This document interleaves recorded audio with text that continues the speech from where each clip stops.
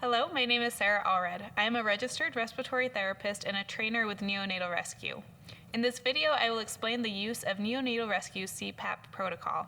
As you can see from the algorithm, we begin with newborn care and resuscitation if this is immediately after the baby is born. If at any other time, begin with a physical assessment, including the evaluation of the infant's respiratory distress and calculating the respiratory distress score. If the respiratory distress score is greater than or equal to 3, begin close clinical monitoring every 15 minutes and record that information on the newborn monitoring sheet.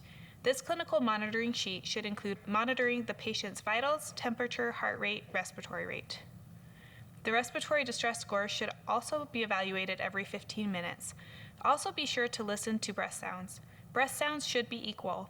If the breath sounds are not equal, consider the presence of a pneumothorax.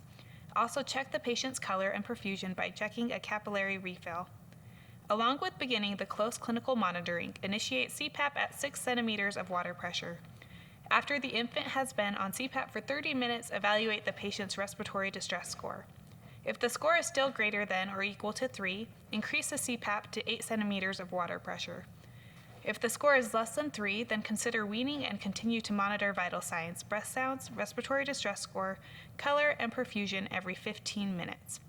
If the respiratory distress score remains at 3 or greater after 3 hours of CPAP at 8 centimeters of water, consider using the ventilator. If the respiratory distress score is less than 3, check the vitals and consider weaning as tolerated by the infant. Thank you for joining us during this segment on Neonatal Rescue's NeoLife CPAP protocol. Please contact us with questions by emailing training@neonatalrescue.org.